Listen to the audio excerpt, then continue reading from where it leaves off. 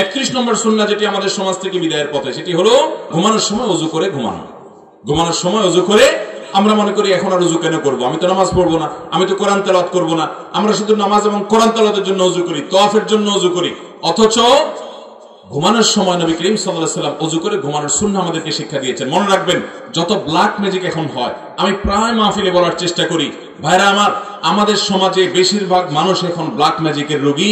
দুষ্ট জিনের প্রভাবে মানুষ অসুস্থ, ঘরে ঘরে জনে জনে, ভয়ঙ্কর একটা অবস্থা। এটার অন্যতম একটা কারণ হলো ঘরগুলো থেকে কোরআন তেলাওয়াত উঠে গেছে। এর আরেকটা অন্যতম কারণ হলো অনেক হারাম ঘরগুলোতে হয়, চর্চা হয়। আর বিশেষ একটা কারণ হলো যে শোয়ার সময় ওযু নাই। শোয়ার সময় যদি আপনি ওযু করে ঘুমান, ইনশাআল্লাহ আল্লাহ আপনাকে হেফাজতে রাখবেন। ঘুমের মধ্যে সবচেয়ে বেশি ব্ল্যাক ম্যাজিক কাজ করে, এবং চন্দ্র মাসের 13, 14, 15 এই দিনগুলোতে ব্ল্যাক ম্যাজিক সবচেয়ে বেশি কাজ করে। এই যে নবী সাল্লাল্লাহু আলাইহি ওয়াসাল্লাম ওই দিনগুলোতে রোজা রাখতেন। বিধায় ওযু করে ঘুমাবো, ইনশাআল্লাহ আল্লাহ তাআলা হেফাজত করবেন। এটা হেফাজতের একটা মাধ্যম।